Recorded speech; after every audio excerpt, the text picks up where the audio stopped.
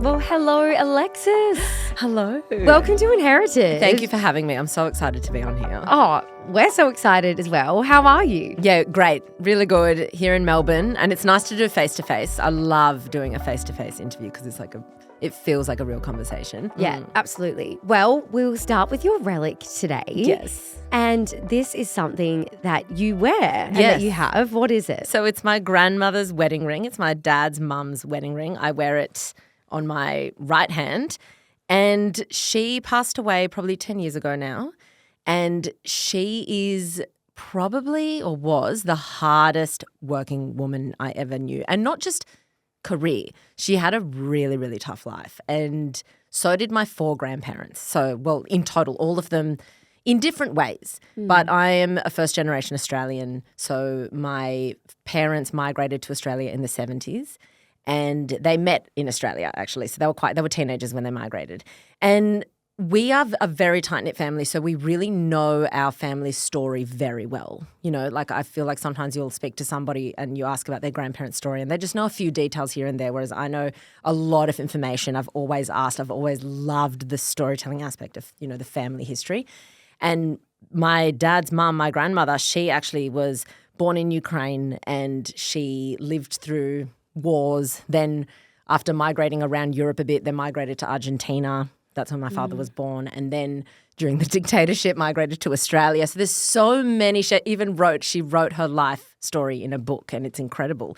So every time I look at this ring, even though it's her ring, it reminds me of my 4 grandparents. I always think about, you know, even though I have a very privileged life, I always value the importance of hard work and the importance of, you know, always being really grateful for what you have. And, you know, I'm very aware of what it took for my family to get here and I don't ever take that for granted. No. What was your relationship like with your grandma who passed you this relic and also all of your grandparents, I suppose, growing up? So great. It was just so great.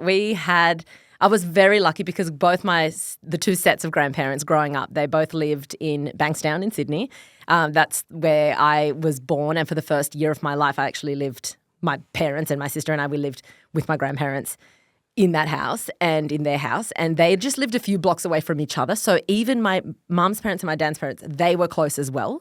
So we had a really amazing upbringing. We would see them every single week. We were so tight and she loved the 4 grandparents, but they loved their grandkids and one thing I remember about this particular grandmother, Lydia's her name, she valued nothing more than having her family with her. I think through what she had been through, the thing that I valued, that I learnt the most about her is that possessions just don't have that much value. You know, like she was so weird and cold when you'd give her a gift. She's like, I don't know about that. But the moment someone would come to see her or spend time with her, oh my God, she'd light up. She'd be so happy. Like there's no physical gift you could give her where she'd be absolutely thrilled. But you surprise her with someone visiting her and that's just made her week. That's made her year. Like she really valued that family time, that human connection. And I think that I always, you know, that you know, love for the family, that's the one thing that I take from all 4 grandparents. Yeah. Do you remember when she passed this on to you as well? I think the time that I probably remember it the most was when she was getting older. My grandfather, her husband, he had a massive stroke and it left him unable to speak for the last 10 years of his life. And she would go and visit him every single day at the nursing home. You just couldn't care. He had to be in a nursing home. You couldn't care for him because half his body was almost paralyzed. And I remember that she was like the thing that she loved the most was obviously, like I said, people visiting her. But one day as a surprise, we thought we're going to like surprise her and we're going to get my mum's mum to come in and see her. She hadn't seen her in ages because at this point they had moved to Brisbane. My mum's parents were in Sydney.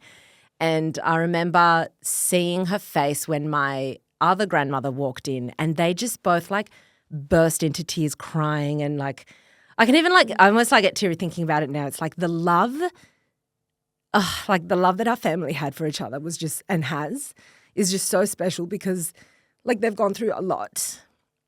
And yeah, I don't know. I just I don't think I'd even get emotional about this, but I just feel like someone can go through so much pain, but they'll like their vulnerability will always shine through with everything. And I just love that I can carry that with me, like those moments where they can show like true vulnerability, and it always comes down to the relationships. It always comes down to the people in your life. You know, like for me, I work so hard for, you know, many things, and including material things. And I don't think there's anything wrong with that, but it always comes down to the people in your life. I could lose everything, all my possessions today, and I genuinely think I'm still the richest person in the world with the people around me. Yeah, that's so interesting. So did you grew up living with your grandparents as well, like in the same house? Well, Was that in on the your dad's side? in the first year, and then after that we moved. My parents were building a home, and then so we moved into that home, and it was still just like bare bones. My dad pretty much had to do absolutely everything, lay the floors, like do everything in that house. Yeah. But we were all in the same city. We grew up so close. My cousins were, 2 blocks away. Yeah. And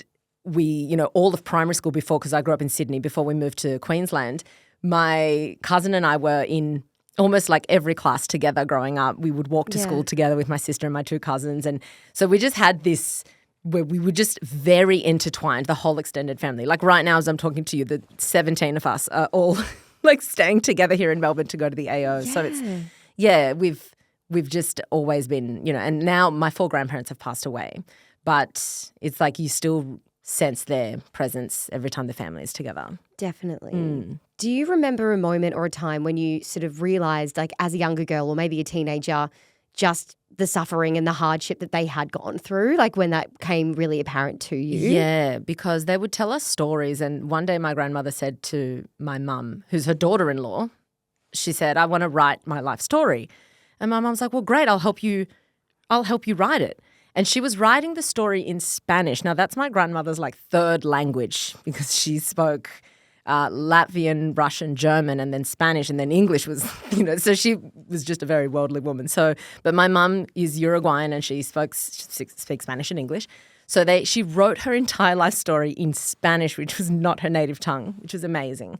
And only when I read it did I become so aware of like the real struggles that she had gone through. Like she knew real poverty. The stories that she would tell, where there would be a time where the soldiers would like knock down on her door and would say, okay, we now need your home. All of you need to move into one room. We're now just living in your home from now on.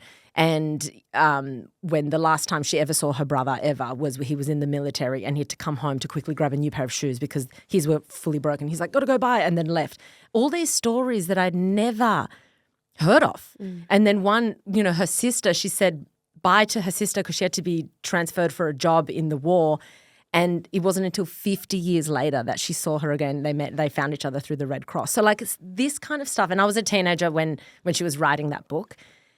And I think, being a teenager, you have like your struggles in high school and this and that. And I was like, whoa, like my mind was so blown. I'm like, oh my God, I can't believe I'm complaining about these random trivial things in high school or whatever. And it's such an eye-opener. And not to trivialize, everyone's got their own, issues that they go through, but it's quite impactful when you realize, like when you put things into perspective like that. Yeah, and you understand your family's history, which also like impacts your own life and your own upbringing, like That's as right. a little girl. Yeah, I can't believe. So she was alive throughout the war, and then these are the stories that she wrote in her book. That's right. Yeah, and they were like crazy, crazy stories. I always say I think something that I'd love to do is to translate that book into English. Yeah, and then so other people could read it as well, because it's just such a good story and such a, I don't know, like there's so many different seasons that she went through in her life, like so many, lived in different countries and,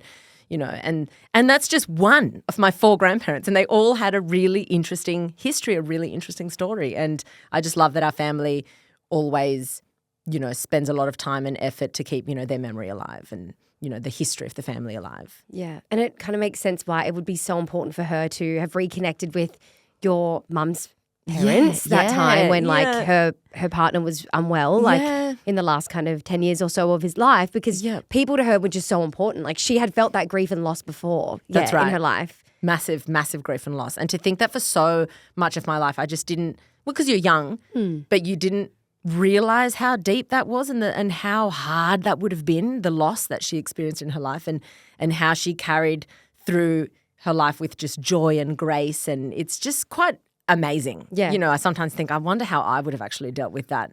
Yeah. Given the circumstances. I don't know. I just don't know. No. So, yeah. What was your upbringing like as well? So how many like siblings do you have? I've got one sister. Yeah. But I'm really close with all my cousins. Yeah. And great upbringing. That's one thing where I struck that, like, I won the lottery with my upbringing and my family. Very loving family, very close extended family. Yeah. My family on both sides, dad's side, mum's side, like obsessed with them all. I was just extremely lucky. I was as a kid growing up though, it was really weird because I was extremely outgoing with my family, but extremely introverted at school and I think one of the reasons, part of it is personality. Part of it also was because when we were born, my parents decided that they would teach us Spanish as our first language, even though we were living in Australia. I think one of the greatest gifts that my parents gave me was being bilingual. And so they thought, well, it's going to be a lot easier for the kids to be bilingual if we speak to them in Spanish. Kids absorb, especially when they're immersed in a language, they absorb and can pick up a language within, if you're under 7, you can pick up a language in a couple of months as a child. So they knew that. And so they were like, let's just make Spanish the focus, because if we try and teach them Spanish later, kids are stubborn, they're not going to be interested. Yes. So they did that. And when I started, I could understand English passively because of TV and all of that. But I didn't start speaking English until I went to, when I was like 4 years old, going to, preschool. Yeah. And I think that became a bit of a barrier for me to feel confident around other kids. I had my cousin there, and my cousin was bilingual already because her father's Dutch and her mother's Uruguayan. So they had to speak both languages in the household. So it was really interesting, I think, because that may have been one of the factors that made me a little bit introverted, and I only ever had like 1 or 2 friends at a time. And, we were really, we would take, at the time, now it's not weird at all, but at the time, the food that we would take to school, like sandwich bags filled with olives and, like it was just like, salami, dates, things. It was just like a little charcuterie board that we would take to school. So it was just like weird, very strong smelling food. And it was just like yet another barrier to entry into like the social side of things for a kid. So it wasn't until I moved. So when I was 10, my family moved, my parents moved, my sister and I, all of us, we moved to Noosa, which was a big change. We used to holiday there all the time. We really liked it. For many reasons we liked it, but also my asthma was really bad as a kid, and every time I'd be in Queensland in the warmer weather, my asthma would be a lot better. So that was another reason. And that kind of was an opportunity for me to really break out of my shell socially. And when I started high school, I became the absolute opposite of primary school me. Like it was almost like, it's like I wanted to always be social, but I found like I was almost, when you're like, even as a kid, when you've got your identity and people know you as something, it feels like it's so hard to break out of that mold. And I always looked at people that had all these friends, and I used to think, but that's what I want for me. So that move to Queensland almost was like a shedding of that identity and allowing me to be like, I'm just going to be that bold, loud person that I am at home with my family and be that everywhere. And so when I started high school, and all through high school, I just had so many friends and I was super social. So it completely flipped. Like that move, I think it can make you more introverted, or it can force you to be extroverted. Yeah, because I feel like listening to your podcast, Do You Fucking Mind, and seeing you on socials too, you seem like quite an extroverted person. Yeah, exactly. Like so bold, and like I just love it, honestly. Anything that comes out of your mouth, I'm like, oh, what is this woman saying now? Thank you. You also have the tagline in your show, don't take shit from anyone, especially don't take shit from yourself. And you often speak about how important your beautiful family members are to you. Is this who you inherited, like your no bullshit mindset from? Yes, I think that especially my mum, my family is it's a very matriarchal family, like very strong women. And also there's way more women than there are men in our family. So this strong woman energy has been there that I've been exposed to from the beginning. My aunties, my mum, they've all been hardworking women. And also what's allowed for that is all the parents, all the partnerships, my aunties and uncles, they've all raised the kids as partnerships. All the fathers were, like it was always, both parents were full-on parents. There was never the mum in the traditional role. Yeah. It was, especially like how I mentioned where I grew up 2 blocks away from my cousins, at any given point, it could be any of my dad, my uncle, my auntie or my mum that would take care of the 4 kids at any given time. And they would kind of juggle the 4 kids between all of them. All of them were so capable. Yeah. There was never dad's at work all the time and never. So it was, I think that also strengthened the strong woman, because you've got a strong base. The family is a strong base. So it allowed for this strong, for me to see, I loved that. And now, even with my partner now, I have that dynamic where I know that if we ever have kids, it would be very much a partnership, mentality going into it. Everything we do is a partnership. And it's not about one person having more power over the other, but it's about really allowing yourself to be a very strong person and have your partner support you through that. Yeah. And so I feel like that kind of personality, the personality that I have, like my sister, such a strong personality, like my cousins, all the women in our family, big personalities. And not necessarily crazy social or really loud, but very confident in who they are, very confident in what they want and, speaking about how they feel and speaking their mind. There's no one who's really kind of timid and, behind a shell in the family, which is kind of cool. Yeah, that self-assuredness. I think as well, being a female, even still in 2025, yes, that's the year we're in now, like it can, I don't know, like we do, I think, live in a patriarchy. Yes. And so it is hard to sometimes challenge those like stereotypes. Very hard. Yeah. And that's one of the things that, even though my podcast is about neuroscience and psychology, one of the main things and probably the most popular question is around navigating those kinds of relationships or people that are in these relationships that are so unhealthy. Women, primarily. 99% of the people that write in are women in unhealthy relationships with men. And they're saying, how do I fix this? And I'm like, how do I tell you that you need to walk away? Yeah. Because if you're never respecting yourself, there's no fixing it.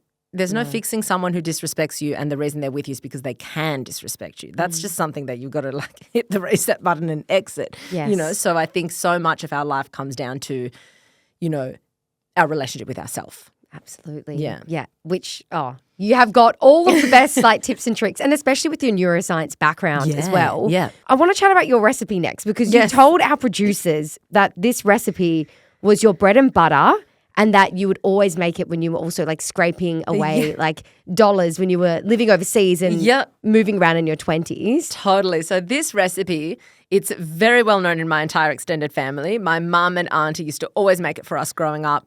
They have had it since they migrated from Uruguay to Australia. And we call it the peasant dish in the family because it's just very cheap. Well, now with the cost of eggs, maybe it's not that cheap, but it's very cheap. So the recipe is rice, boiled eggs, and you just chop it up, mayonnaise, tuna, tinned tuna, and olives. And you just mix the whole thing up. It is so good. I can't even explain it. And all those ingredients are ingredients that I personally will always have in my household. Yes.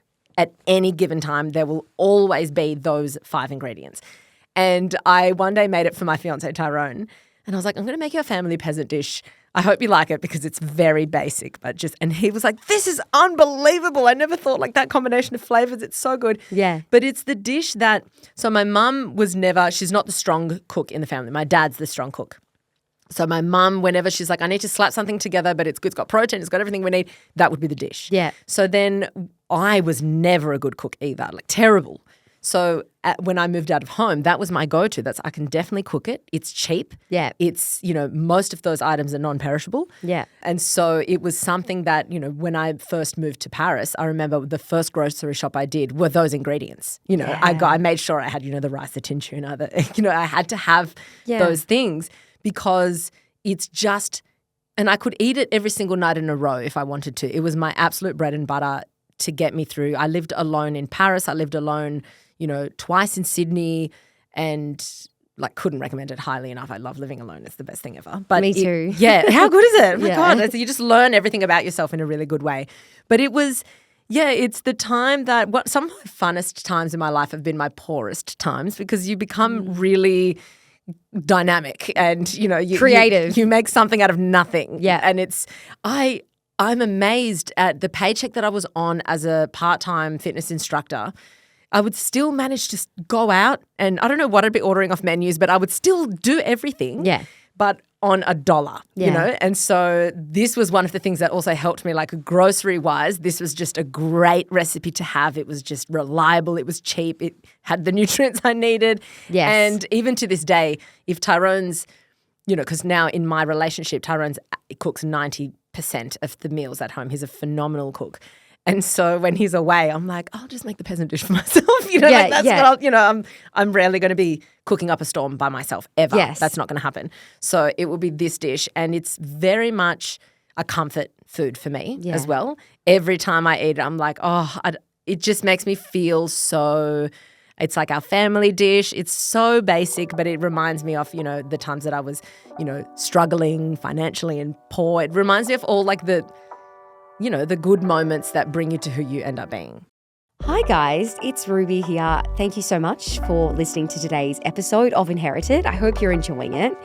Lately, I've been thinking about how much we love to revisit the past. If you've ever found an old forgotten photo album or reminisced about an amazing era of your life with friends, you'll know exactly what I'm talking about. There's something so nostalgic and magical about it. The thing is, we tend to only go back to the last few years at most, and your past goes so much further back. It's just as fun to explore too, if not even more fun. Today's sponsor, Ancestry.com.au, is encouraging us to do just that. They have the world's largest collection of online family history records, including the England and Wales 1921 census and more than 130 million family trees.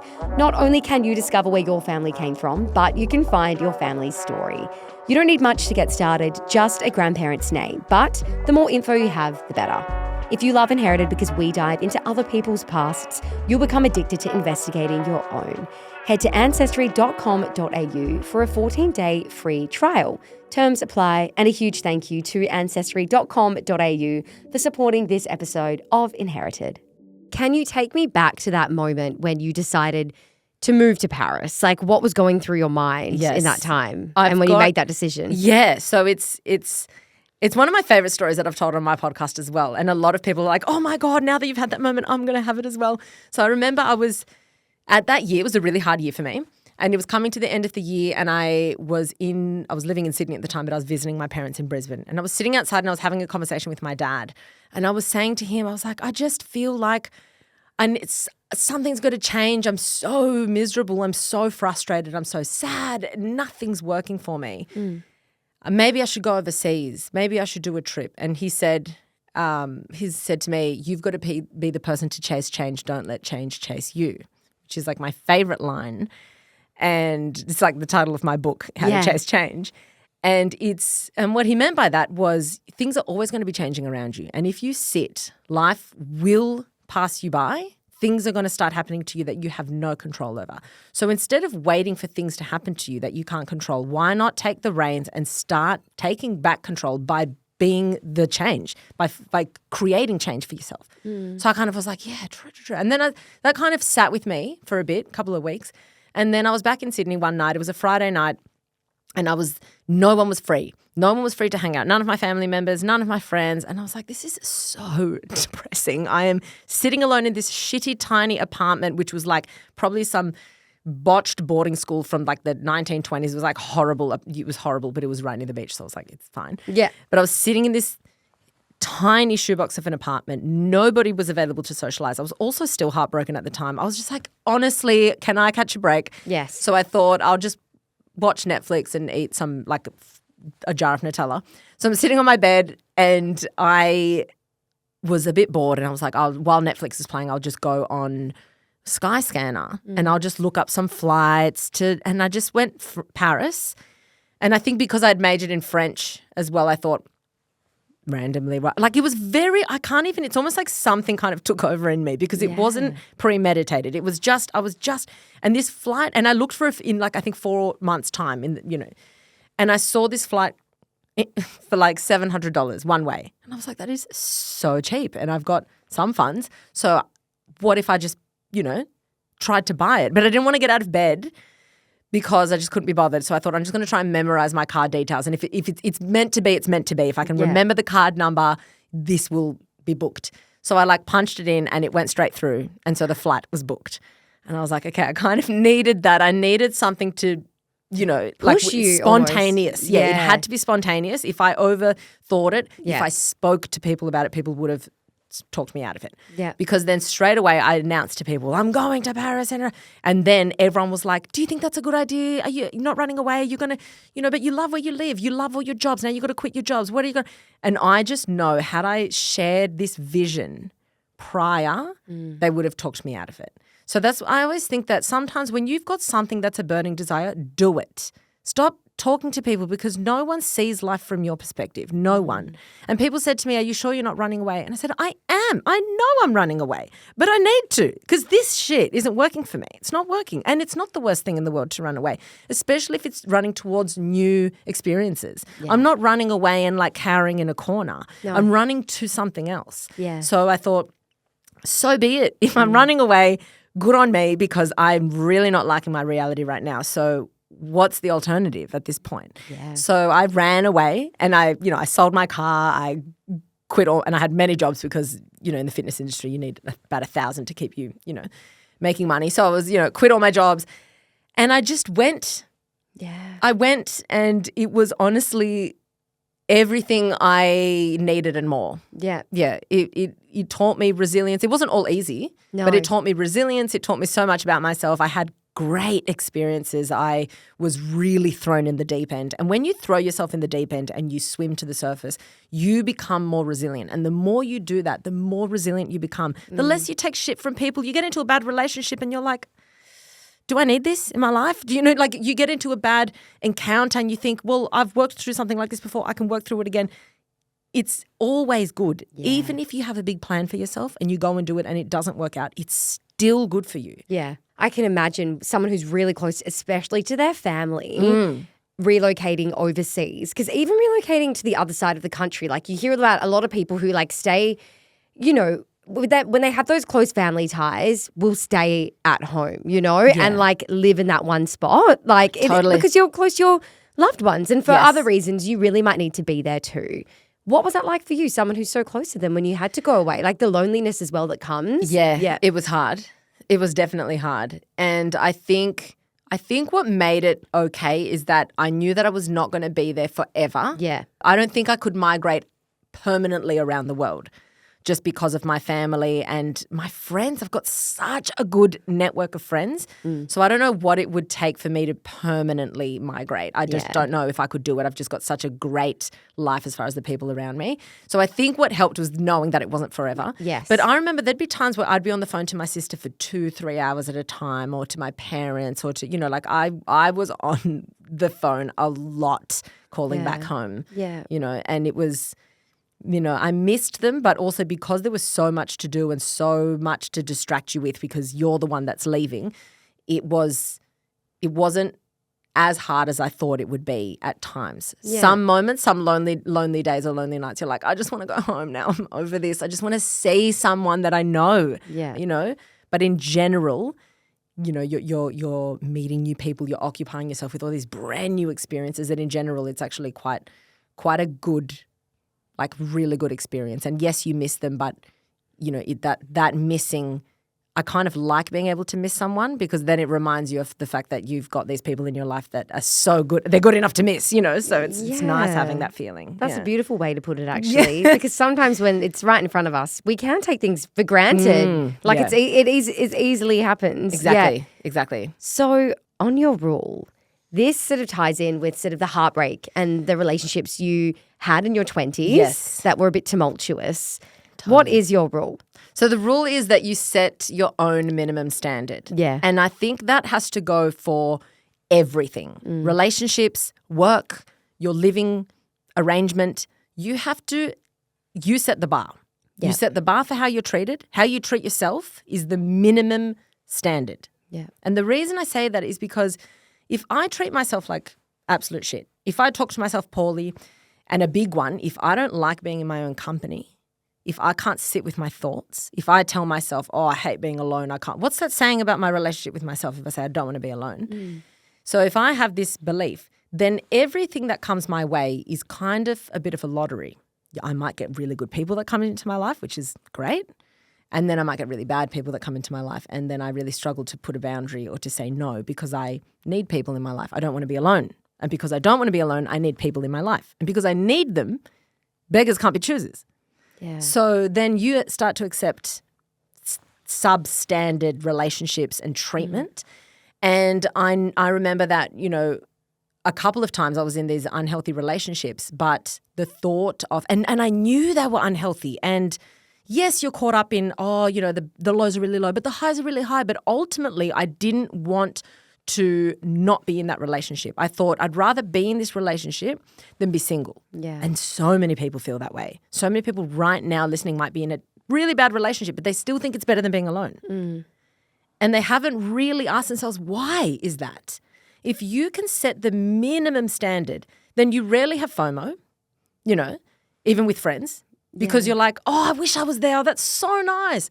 But I also love my own company and I've got a million things that I could do just on my own. I could be doing this, I could be doing that. I love my nights alone. I love my nights alone. Yeah. You know, when it comes to work, you think if I've skilled up, if I am always on a quest to learn and know, knowledge. For me, it's knowledge. My biggest tool is my brain. Yeah. So if I'm always trying to learn, if my podcast crumbled tomorrow, I know that my fallback wouldn't be too bad because I'm resourceful. You know, I can learn, I can get a job, I can do this. I always, you know, I'm independent. I don't have to lean on anyone for money. I always think you set the standard in every way, shape or form, and you can always be raising that standard at any age. You could be someone, I had a listener of the podcast and she was fully reliant on her husband, had 2 kids in a very abusive relationship, and she was in her 30s, late 30s, and she said that one of her colleagues gave her my podcast to listen to. And she really wanted to get out of the marriage, but she couldn't. It was very controlling. She felt she didn't have the means. Yeah. So she would listen to my podcast, and then so she bought my book and ordered it to her work because if her husband saw her reading the book, he would blow up. Oh, self-development, what are you doing? You know, because she was empowering herself. So then she would read it on her lunch breaks. And then she thought, okay, I'm going to, and so then she got she started getting more and more resourceful because she started thinking this is possible for me. So then she enrolled in a course and would secretly start doing this course and then got qualified in this thing. And then she left her marriage, was working in a career that she wanted. And she's like, my bar was set so low that I had to be stuck in this situation. You know, it was awful. And, you know, I also acknowledge that everyone starts at a different point. Some people it's way harder than for other people. But you've got to get to a point where you think, if I don't set that standard for me, unfortunately other people are going to set it. Yeah. And it could be really surface level stuff where just like how friends talk to you, or it could be really deep stuff of how you're treated in a romantic relationship. Yeah. Can you take me back to that first like emotionally abusive relationship you were in? Like how did it begin? So, well, there were 2, but the main bad one, like the really emotionally abusive one, that was I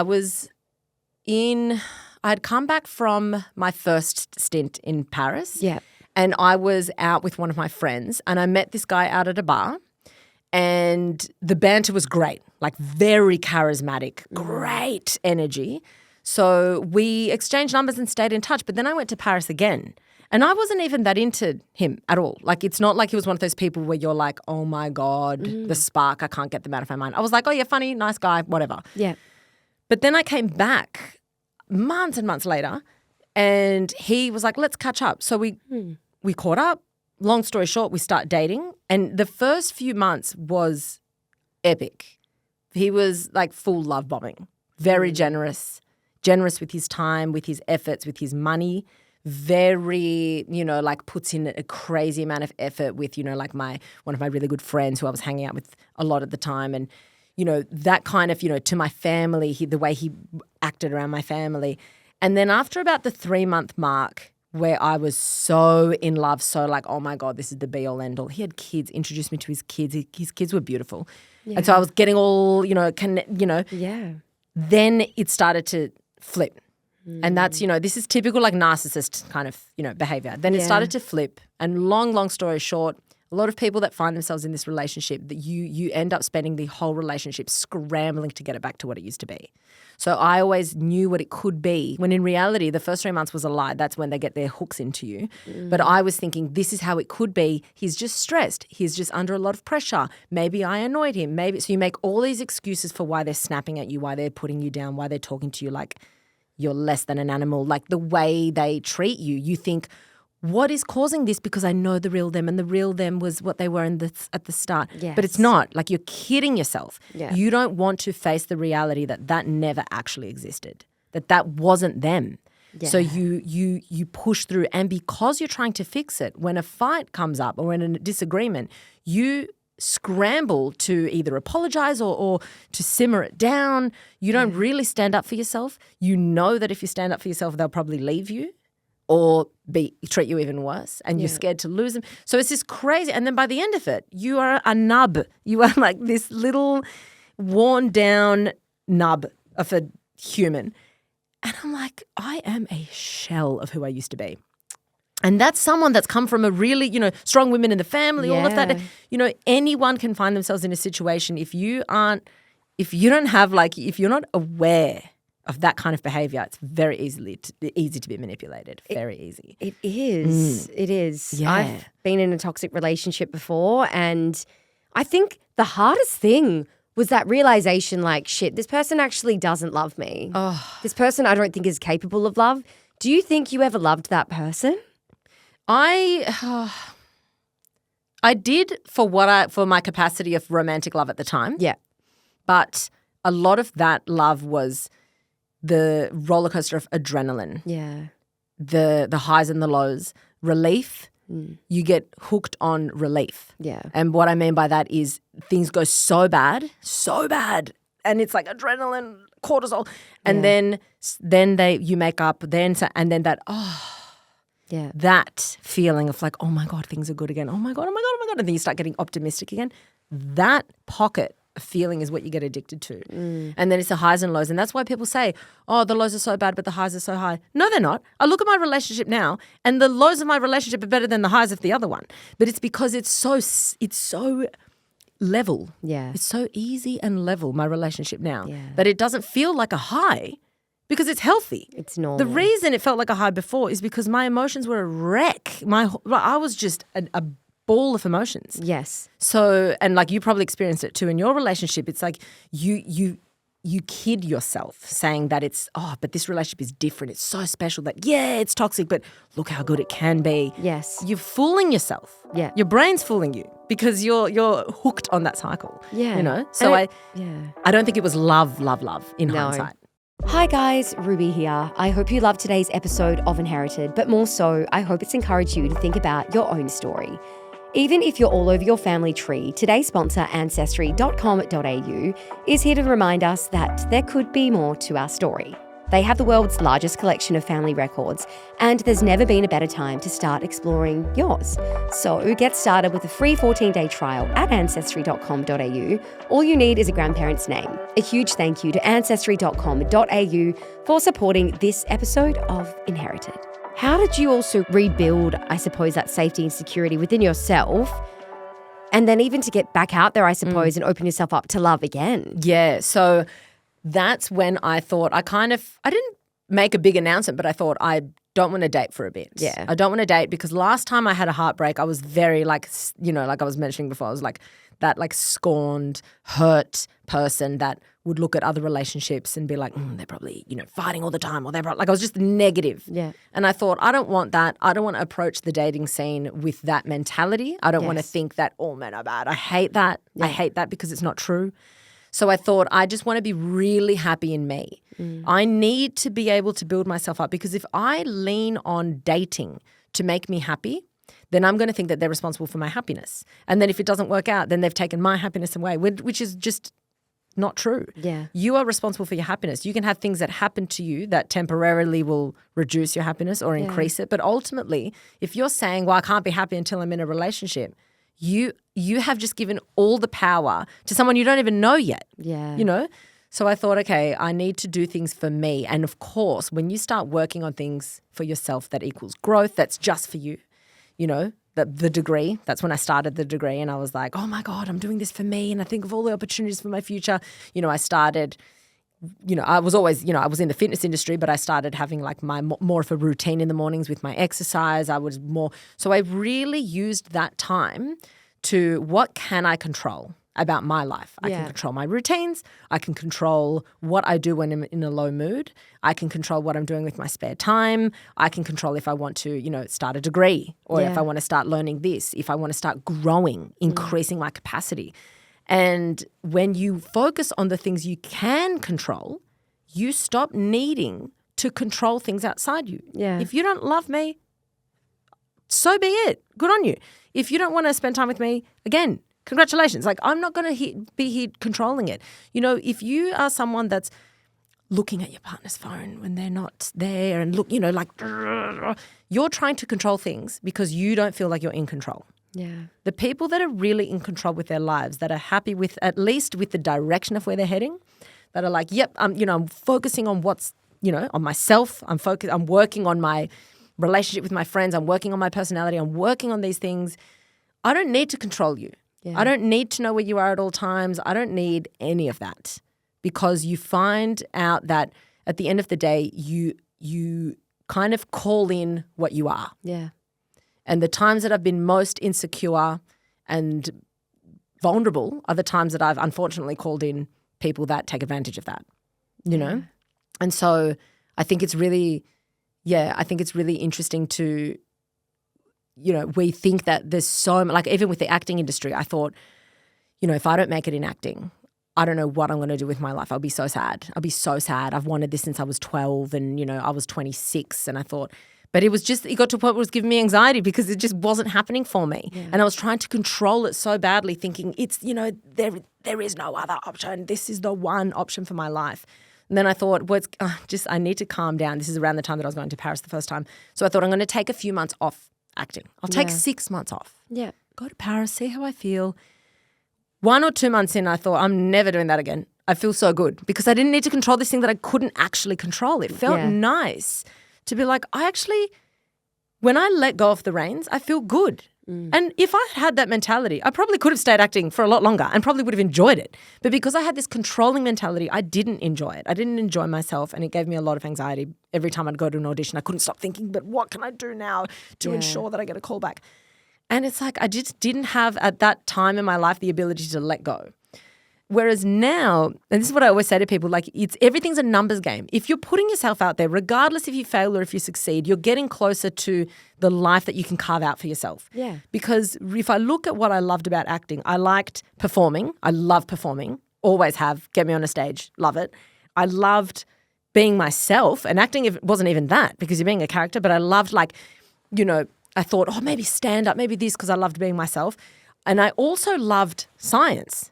Yeah. Separate to that. So now I literally am performing and talking about science. I'm like, I've got my dream job and it's fully in my control. So sometimes just focus on what you can control. I could control my knowledge I was learning. I could control the podcast. Okay, I can't control my audience numbers, but I can control the quality of my content. I can control how consistent I am with my content, how I speak to my audience, how I try and create community all these things are within my control. Yeah. I can't control the download numbers, where it sits on the charts, but there's a lot that you can. Yeah. And that's what you focus on. And then it starts to grow, Yeah, absolutely. Do you regret the toxic relationships that you were in? No.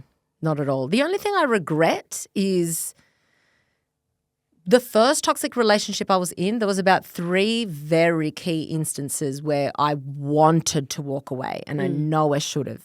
But even then, sometimes you think, well, it takes those life lessons where you can look back and say, those times that I stayed when I shouldn't have stayed. It is a good learning lesson because you think, I never want to be in that position again. Never. Yeah. I know what it feels. And regret, I always say to people, regret should only exist if you can make it useful. Yeah. If you regret something that then you're going to do again and then regret it, you're wasting your time. But if I can look back at something and say, I regret not leaving early, then that's useful because what has it taught me? It's taught me I never want to be in that position again. If you say, I regret not doing that course when I was 20, I wish I did this course, then next time you have an interest, you think, well, I know what that feels like. and I hate the feeling of regret. So now I'm going to actually do this course. Yeah. So that's when it's useful. That's when you use it as a lesson in your life. There's so many times where I've regretted, not taking that opportunity, not speaking to that person, and we know what that feels like. And it's like the fire. So if you're going to regret, do something with it. Do something with that and use it to your advantage. So as far as really regretting, no. And also the second really toxic relationship has given me so much content for my podcast. I'm like, do I send this guy a thank you note? I'm like, there's so much content.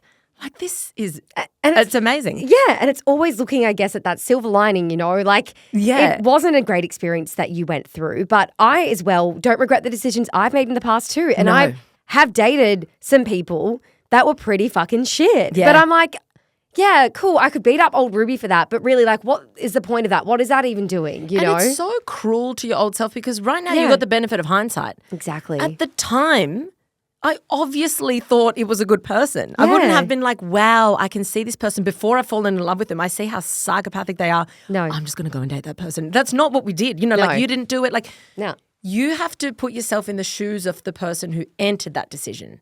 And that was before you had hindsight. Yeah. You didn't have the wisdom of learning after what happened to you. No. So I think we need to be a lot kinder when it comes to regretting a decision. I think most people's regrets, because you can only regret something that's within your control, right?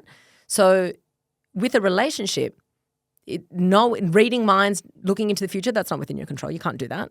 So you enter thinking, knowing what you know, thinking it's the best decision at the time. But I think most people regret not doing something. Yeah. That's where real regret comes from. Yeah. They regret not taking that opportunity, not moving over the seas when they had the chance to move overseas, not spending more time with their kids, not, it's not doing things. That's where regret really creeps in. So I think if you're ever in a position thinking, do I not, always do it. Always do it. Because if it doesn't work out, then you never have to think about it again. Good, thank you. Okay, now I know it didn't work. I never have to ponder that question again. I did it, didn't work. Okay, next. Yeah. But if I don't make that decision, I could be pondering this for decades. The what if. Yeah. Obviously, you're in a beautiful relationship now with your fiance, Tyrone. How did your past experiences, I suppose, impact your perception of love and healthy love? And what was that like when you found it with someone new for the first time? Because you were saying before, you were like, the relationship with Tyrone is normal, it is just safe and secure and it feels really calm. But when we're not used to that feeling, I know personally, it's kind of like, what's going on? Is this actually a proper relationship? I'm used to the chaos. Yeah. Totally. How was it for you personally, finding love again? Yeah. So I ended up being single for probably 2 years in between those relationships. And that's where I really kind of built myself up to be, to set my minimum standard and all of that. And I became really happy. But even when I started dating Tyrone, he was so great, still is, that I was like, is this love bombing? Because he was so good. He's so generous. And the only way to know if someone's not love bombing you is time. If someone is that generous, but they can sustain it long term, that's just them. But if they can't sustain it long term and then they use that as a manipulation later and throw it in your face, then it's love bombing. So I'm like, this guy is so generous. He's so lovely. He's generous with acts of service massively. Also generous with, and just he preempted what I wanted, preempted my needs, was such a gent. I'm like, is this guy love bombing me or is this just, and it's just him. Yeah. And it took time, but I was like, he's wanting to go at a faster pace that I want to go at. And I was really into him, but I was like, do I need to slow down? But then I thought, you know what? I've learned what I needed to learn. I know enough about myself that I think I'm just going to lean into this and just really give it my all, because I also don't want to live life being like, oh, take it slow because you've been hurt, because then that's going to be a regret later in life. You also want to live your life. Yeah. I'm like, I know that if this does crumble, I'm very equipped to build myself back up again, probably in record time. So I'm like, I am just going to go all in. He's so interested and so interesting, and I just want to spend time with this guy, and I just really want to. And there was no games with him. He was like, I'm interested. I like you. When can I see you again? Very much. He was very much like, he is the most secure man ever. He's so secure. There's no insecurities. And some people even say, don't you wish, he was a little bit jealous? I'm like, if you say that, you're fortunate enough to have never been in a relationship with a very psychologically abusive person. Yeah. Because when you experience that level of jealousy, you think, oh my God, imagine being with someone who's healthy. Imagine being with someone who's like, who actually trusts their partner. You know, I used to think like, imagine, you go to bed with someone who you don't trust. It's crazy. It is. They're the person that's your person. And the amount of people that stay in a relationship where they're not trusted, or, you know, if Tyrone didn't trust me, no matter how much I love him, I would step away from the relationship. Yeah. So even if I trusted him, if he didn't trust me, I couldn't be in that relationship. No. And it's just, you know, once you really find a person who is like so trustworthy, I can miss 5 of his phone calls and he'll be like, oh, darling, I thought something happened to you. Ha ha. Anyway, and that's it. Whereas the other relationship would be like, oh, I can't even, like, it just like the world would be ending kind of thing, you know? Yeah. You wouldn't even let it ever get to that. You'd have to have your phone on you at all times in case they tried to call you. You have to be available at all times. You know, I went to Paris for nearly a month last year alone because he had a lot of work. He couldn't come. And I would call him and talk about what I was doing. And he's like, oh, my God, that sounds so fun. That's so nice. How are things going? Update me. He wasn't scorned or annoyed that I was having a good time without him. He genuinely is happy when I'm happy. He wants to increase my happiness, which is really nice. He wants to contribute to my happiness. You know, if I have a success, he celebrates that, you know, extremely generous. And I was very hyper independent when I met him because I'm like, I don't need anyone to do anything for me because I don't need you to do something for me and then rub it in my face when I become vulnerable enough to let you. Wow, that's it. Right? Is that what happens? Because I've been there, that hyper independence after being really hurt before. Yeah. And it's being scared to let go again. It's scared to let go because you're going to use it against me. You are going to use this as my weakness. And then I started slowly letting go, letting him do things for me, and, you know, and because he's because he's a good person. Yeah. Of course he's never rubbing it in my face. Yeah. He wants to do things because he wants to do things. You never want to be in a relationship with someone that's doing things because it's like, what can I get out of it? I've done this for you. Now what can you do for me? Yeah. You want to be, and I'm the same way. I want to do things for Tyrone because I love him. I want to do things for him. It's not about, well, strategic chess moves of like, okay, if I do this, then he's going to do this, and then I can ask for more. And then it should just be this mutual meeting of two people that adore each other and want to do things for the other person. And then when you do find that, it's like, this is just crazy, the contrast of like what is actually available in relationships when people are willing to, you know, put in the work and be vulnerable and, you know, trust. Yeah. It's the best. It's honestly the best. Yeah. Yeah. And I think it's so important to know it is okay to trust again, because having those walls up, but like allowing yourself to be vulnerable, it's really hard to do. It's not easy to after you've been through relationships like you're saying you went through yourself, but you slowly let the right people in. And like you said, from these experiences, you don't regret them because you've become aware. You know, you meet people, like you have the gut instinct, like you get to know them and you're aware of what you'll put up with and what you won't. Alexis, I'm just so happy for you. And I think that you have achieved so much in your career, within your beautiful family and your support networks, and in love too. I want to ask you one final, actually, this is the second last question. What are you most proud of when it comes to the life you built? So I am definitely my relationships. Yeah. Definitely my relationships. My friendships are so good. Like so great. You had Lucy Jackson on here a while back. Legend. And, you know, she spoke about, you know, the tight-knit group. I'm part of that group with her. There's like, we all worked at Red Bull together, and the friendships that we got out of that and the longevity and the seasons that we've been through together. You know, my best friend Liv, we've been through so many seasons together, and we are just we're always there for each other, but there's also so much grace within the relationship in the sense that if one person cancels or if one person, like she had a baby last year, and I know that for the first, you know, 6 months of that, it was me always asking her to do things. I wasn't going to sit there being like, well, now the baby's number one and she's not asking me to, like, she just had a child. Give the woman some grace. You know? And she said to me, she's like, thank you. Thank you so much for still inviting me every morning for our coffee. It's just, I've got a lot on my plate. I'm like, I know you do. And I'm not like, I know that. And, it's this, and the same goes the other way around. Yeah. Where she'll pick up pieces for me when I'm having a hard time, or she'll offer to do things for me when I'm really stressed or when I'm really busy. And, the friendship that we have, we always see the good in each other, and not just with her, but with the whole group. We never think the worst case scenario. We always think, oh, it must have just been this. It must have just been that. We always seek the best possible option as to, if someone's busy or if someone can't. Yeah. There's a lot of understanding, and no one ever bitches about anyone behind each other's back. Like, it's so supportive. They're the kind of women that will sing my praises in a room full of people and opportunities when I'm not there. That's the kind of people they are, and vice versa. Yes. I'm like, I'll sell them to the world. They're just, it's this, my assistant Shania, she says, I hope you realize that what you've got with your girlfriends is so rare and so unique. If I have one good thing happen to me career-wise, all of them within a moment are posting about it and calling me and, oh my God, and in the group, everyone's celebrating each other's wins.